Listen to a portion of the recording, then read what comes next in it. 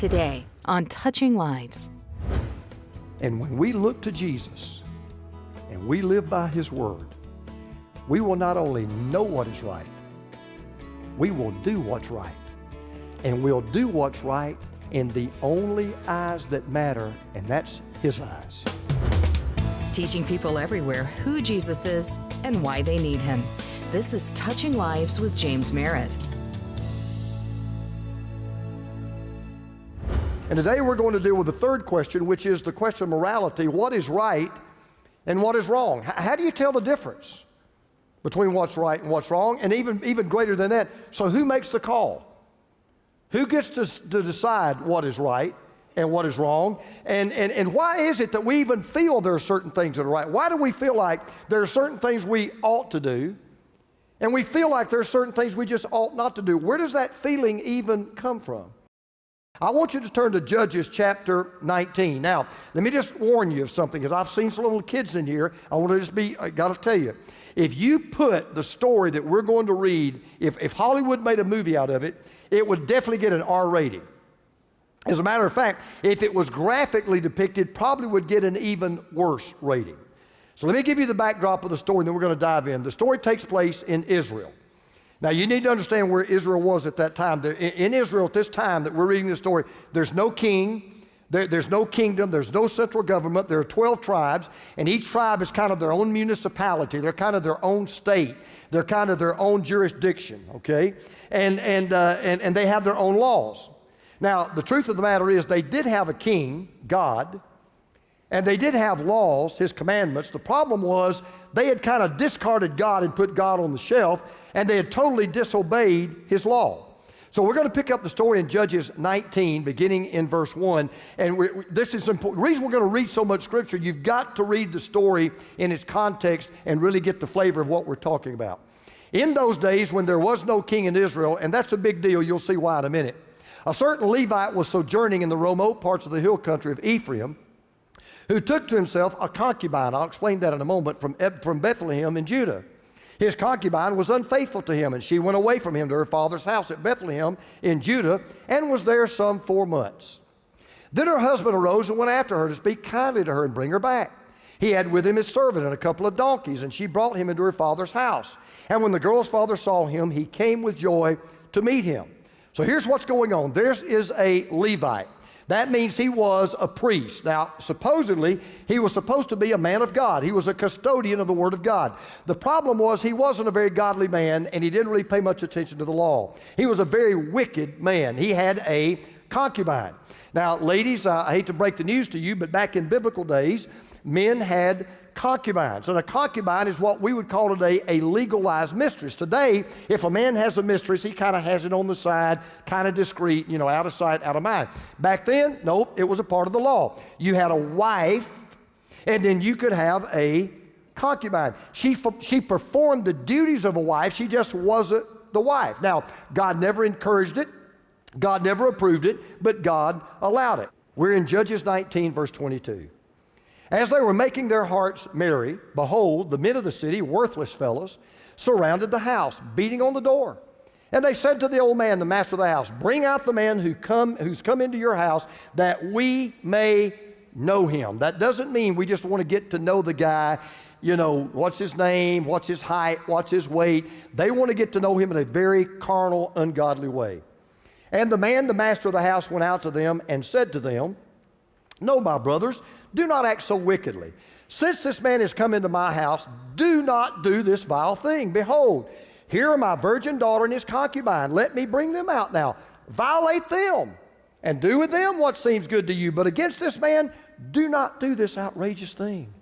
But the men would not listen to him. So the man seized his concubine and made her go out to them. And they knew her and abused her all night until the morning.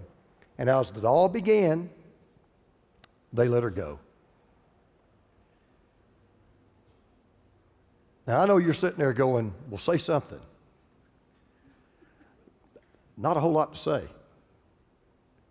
I mean, it is what it is. If you're a woman in this room, you ought to feel your blood pressure going up. It's one of the most vile, wicked scenes in all of the Bible. it gets worse. Verse 26. And as morning appeared, the woman came and fell down at the door of the man's house where her master was until it was light. And her master rose up in the morning, and when he opened the doors of the house and went out to go on his way, there was his concubine lying at the door of the house with her hands on the threshold. He called 911. He called the doctor. He gave her CPR. He tenderly took her into the bedroom to wash her wounds. No, he didn't do that. He said to her, "Get up, let's be going." But there was no answer. Then he put her on the donkey, and the man rose up and went away to his home. It is what it is. This gutless coward of a man not only allows his concubine to be raped and brutally abused all night long while he sleeps like a baby, but when he finds her lying at the door, not only does he not offer medical assistance, not only does he not apologize for being such a coward, not only does he try to attend to her physical needs, he just says, "Time to go. Got work to do. Get up. Let's move." And evidently he bends down and realizes she's dead. Now he's angry. Oh, wait a minute. No, he's not angry that she was raped. He's not angry that she was abused. He's angry because he's lost his concubine. He's angry because his property has been taken away from him. The law of hospitality has been violated. His concubine's been raped and murdered, and justice has to be done, and revenge has to be taken, but he can't do it by himself. So now he's got to get an army to help him get this thing taken care of. So to make sure that all of his fellow Israelites throughout the land will back him up, he does the following.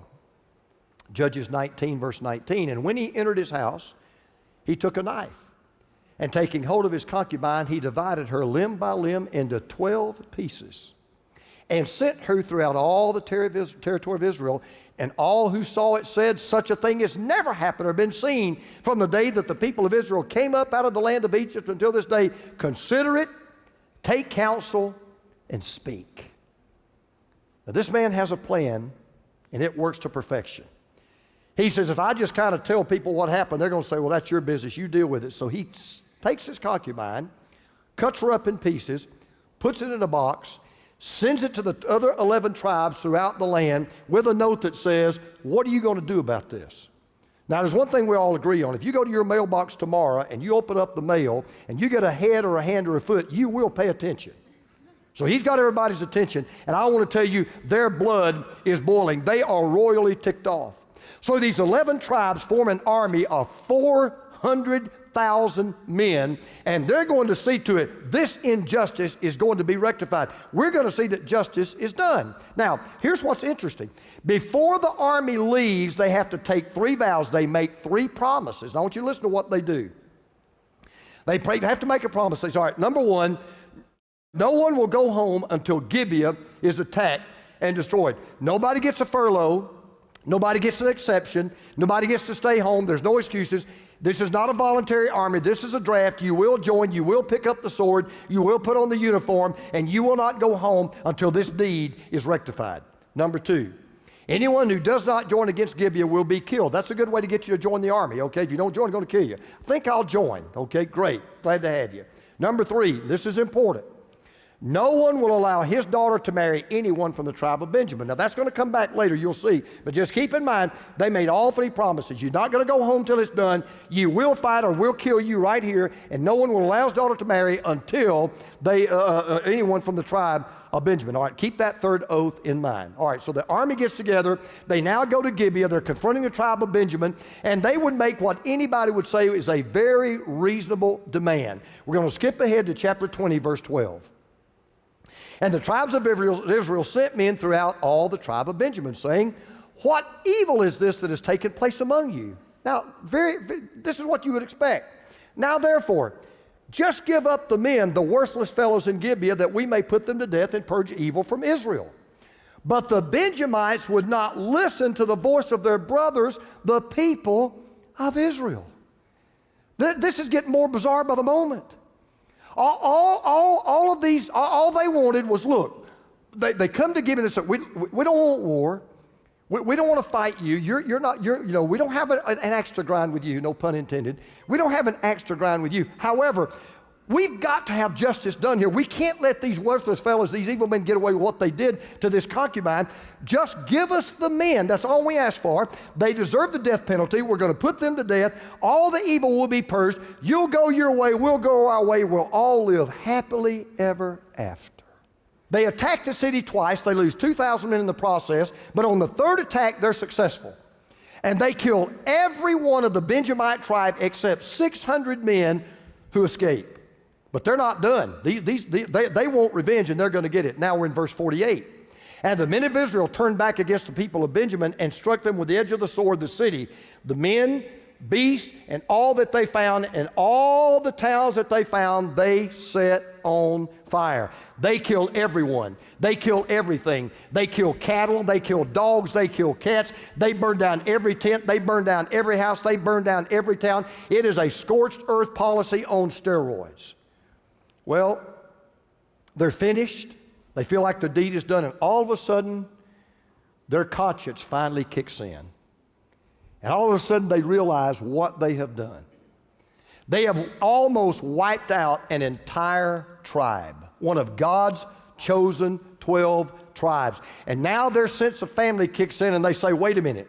We do not want to be responsible for destroying one of the 12 tribes. We didn't choose 12 tribes. God chose 12 tribes. It's not our place to destroy any of the tribes. We can't let them disappear. So they know that 600 male Benjamites have escaped, and so they know in order for this tribe to survive, what do those 600 men need? They need women. They need wives to have babies so they can propagate the tribe, and the tribe can survive. Well, they got a problem. Remember the oath they took. They're not going to have our daughters. We made a promise. They're not going to marry our daughters. Well, now they got a problem. They can't marry Gentile daughters because that's not what Jews can do, and that's not how you propagate the purity of a Jewish race. So they say, okay, they can't marry Gentile daughters, and we can't give them our daughters. What are we going to do? Well, then they remembered something else. Now we're over in Judges 21, verse 8. And they said, what one is there of the tribes of Israel that did not come up to the Lord to Mizpah? In other words, they said, hey, let's go back and check the records. Is there anybody that didn't show up to fight like they were supposed to? And behold, no one had come to the camp from Jabesh Gilead to the assembly. For when the people were mustered, behold, not one of the inhabitants of Jabesh Gilead was there, okay? So good news. I don't know how they missed it, don't know how they fell through the cracks, but there was this one tribe, and they didn't send anybody to fight whatsoever. So what do you think they're going to do? Here's what I would have done. You think it's the normal thing to do. You would think they would go up to the tribe of Jabesh Gilead, and they would say, hey, look, you guys didn't carry out your end of the bargain, so you're going to have to give us some of your daughters in order for these men to marry. You think that's what they would have done, but that's not the way it worked out. We're in Judges 21, verse 10. So the congregation sent 12,000 of their bravest men there and commanded them, go and strike the inhabitants of Jabesh Gilead with the edge of the sword, also the women and the little ones. This is what you shall do. Every male and every woman that is lain with a male, you shall devote to destruction. And they found among the inhabitants of Jabesh Gilead 400 young virgins who had not known a man by living with him, by lying with him. And they brought them to the camp at Shiloh, which is in the land of Canaan. Now here's what they do. They go into one of their own cities, and they kill every man, every woman, every child, except for 400 virgins. And then they force the 400 virgins to marry 400 of the Benjamites, okay? But there's still another problem. Remember how many Benjamites escaped? 600. 600 minus 400 is? Jack, what is it? I know you're struggling. 200. Jack's a Florida fan. He's just slow, all right? Jack, 6 minus 2. Got it? 200. All right. There are 200 men left over. They don't have wives. Okay, well, they're out of daughters, so what do? Well, all of a sudden, they remember something else. They remember in one of their cities called Shiloh, there's an annual festival that takes place every year. It was kind of like a Jewish Mardi Gras. And they knew there'd be a lot of young virgin women at that festival. So they take these other 200 Benjamites and they say, here's what we're going to give you permission to do. We're going to let you go up to the festival and you can kidnap any woman that you want. You can forcibly take her and kidnap her, take her away from her home and force her to become your wife and force her to marry you. Well, the Benjamites said, well, wait a minute, we just got one problem. What's that? How about Dad? I don't think Dad's going to be too happy with that. So the Israelites said, well, we'll take care of Dad. So the Israelites, they go up to Gibeah and they get these dads together. They're going to have all these daughters there. And they say to them, we want to make you an offer you can't refuse. Okay, what's that? Well, we got some men coming from Benjamin, and your daughters are going to be at this festival, and they're going to kidnap your daughters, and they're going to take them and force them to be their wife, and you're going to let them, and you're going to do it with a smile on your face. And they said, well, what if we don't? And they said, then we will kill you. And they said, well, what time is the wedding? And so they allowed them to go up there, and they take these 200 women, and they force these women to marry them. So all the fathers gladly give all these brides away, and the story mercifully comes to an end. Now watch this. Judges 21, verse 24. And the people of Israel departed from there at that time, every man to his tribe and family, and they went out from there, every man to his inheritance. Time out. You mean to tell me after the rape and the brutality and the genocide and the mutilation and the kidnapping and the forced marriage, everybody just goes back home? It's just business as usual? Everybody gets a good night's sleep? It is well with their soul? Yep. Now the question. So, Doc, how do you explain that? The explanation is mind-boggling. You ready? Buckle your seatbelt. In those days, there was no king in Israel, and everyone did what was, say that word, right in his own eyes. And all I can say is, wow. You have got to be kidding me. We just read 3 of the ugliest chapters you'll read in any literature anywhere in the Bible. It is shocking. It is disgusting. It is sordid. It is ungodly. It is wrong. But this is the amazing thing. At every stage of the story, they did what they thought was right. Herein lies the problem. This is why I would say to that atheist and any atheist, and I would say to anybody, any professor, any preacher, any teacher, any philosopher, and not even hesitate and not even apologize. No, you cannot have real, objective, true morality without God. And here's why. Here's the key takeaway. When God goes, anything goes and everything goes. When God goes, anything goes and everything goes. See, here's the problem.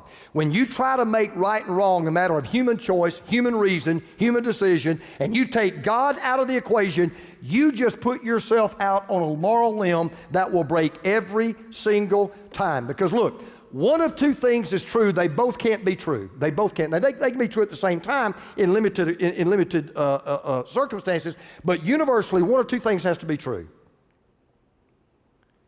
Either what is right because we say it's right, or what is right because God says it's right. One of 2 things have to be true. Either it's right because it's right in your eyes, or it's only right because it's right in His eyes. Now, what I want to do, and just wrap this up, now we're going to be real brief. I just want to give you 3 reasons why I believe that only with God can you have morality. Only with God can you know what is right and what is wrong and what never changes from being right and wrong, and why only with God can you tell the difference. All right, here we go. Number 1, real short. There are moral values we should believe in. There are moral values that we should believe in. Now, before I go any further, I don't want to be misunderstood what I'm saying. So if anybody's out there listening, or maybe you'll be listening to this on television somewhere around the world, or you'll get this on our website, or you'll get it on a podcast or whatever, I want you to understand what I'm not saying. This is important. I'm not saying that you have to believe in God in order to believe that something's good. I'm not saying that you have to believe in God to do good things. I'm not saying that. I'm not saying you cannot formulate a standard of values that may be good that you ought to live by without believing in God. I don't believe that's true. Nor am I saying that you have to believe in God to even believe that such a thing as right and wrong exists. I don't believe any of that whatsoever. The question that I'm trying to raise this morning is not the fact of goodness. We all know that there's good things and bad things. We get that. My question is not the fact of it. My question is the foundation of it. That's the question before us. See, to say that there is right and wrong, that is always right and always wrong. If you believe there's anything, if you can think of one thing right now and you would say to yourself, I can honestly say I think that's always right. Or if you can think of one thing that you would say, I think that is always wrong. And all of us in this room can do that. Let me tell you what you just did, whether you want to admit it or not, accept it or not, doesn't matter. What you just said was, if I believe there's a right that's always right, or if I believe there's a wrong that's always wrong, therefore there must be someone with universal authority that declares it to be right and declares it to be wrong, regardless of what other people may think or what I may think. So without God, anything goes and everything goes.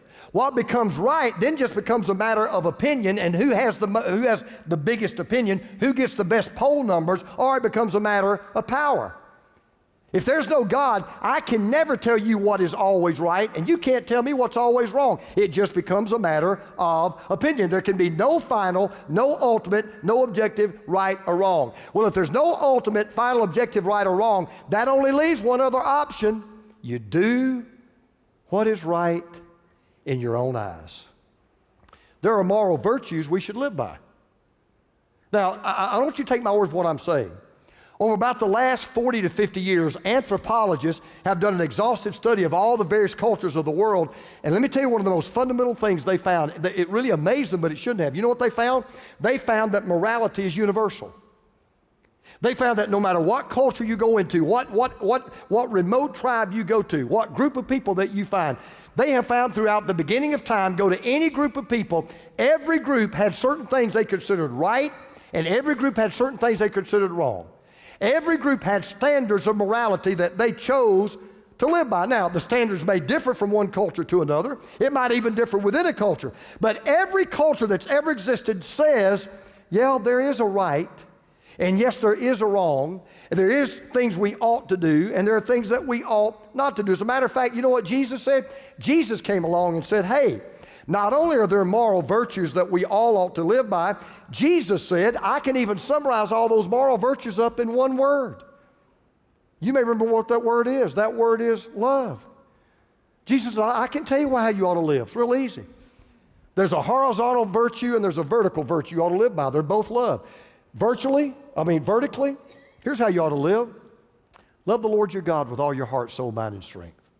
Horizontally, here's how you ought to live. Love your neighbor as yourself. That's it. Just that's how you ought to live. There are moral virtues. We all know that. And here's what Jesus said. This is the beautiful thing. Jesus said, you know what? When you finally make up your mind, I'm going to live this way. I'm going to live by loving my God with all my heart, soul, mind, and strength. And I'm going to live the rest of my life loving other people as I love myself. He said, guess what you'll find in the process? You'll find loyalty, and you'll find honesty, and you'll find kindness, and you'll find generosity, and you'll find goodness. In other words, you'll find out what is good, and you'll find out what is right when you live according to what God says is good and what God says is right. So there are moral virtues that we should live by. There are moral values that we should believe in. But here's the last thing I want to show you. There is a moral vision we will be judged by. Now, this is why this is all a big deal. Let me tell you a final reason why I absolutely believe and don't apologize that you've got to have God if you're going to have true morality. Here's why. Let's just assume that we all believe, whatever your reason for believing it, that we all believe, and I think we all do, that yeah, there's such a thing as right, and there's such a thing as wrong, and there's such a thing as moral, and there's such a thing as immoral. All right, let's just say you believe that. Here's what I want you to hear. Only if there is a God will people be held morally accountable. So you can choose to go along to get along. Well, they say it's right. I guess it's right. I guess we were unenlightened. I guess we were wrong. I guess we didn't, I guess we were confused. You can do that. I'm just simply telling you this. For me, we have a controller, and his name is Jesus. He's in a control tower. It's called the throne of the universe. He's given us a flight manual to fly by that's guaranteed to land us safely every time, and it's called the Word of God. And when we look to Jesus and we live by His Word, we will not only know what is right, we will do what's right. And we'll do what's right in the only eyes that matter, and that's His eyes. The eyes of the God who alone has decided what is right and what is wrong for everybody at all times, at all places, and it's found in the Word of God. Have you ever met a parent whose parenting style was to allow the school system and culture in general to instill character in their children? Maybe they were too busy or unsure of what to do. It's often too late by the time the kids leave home. If that's you, call Touching Lives today at 800-413-1131. Let's pray together and ask for God's help. Your character, who you are, determines the leadership influence you have with others. In the book, 9 Keys to Successful Leadership, Dr. James Merritt identifies 9 essential traits that make leaders less stressed, easier to follow, and more influential. Become the kind of leader who makes a life-changing difference for others. Get your copy of 9 Keys to Successful Leadership for just $13. Call 800-413-1131 or go to touchinglives.org. Because of what's reported in the news these days, many non-believers have the impression that all Christians are judgmental, self-righteous people. It's up to us to prove them wrong. Because of your partnership with Touching Lives, we continue to share the truth about the love of Christ through every available voice. Thank you for your prayers and financial support.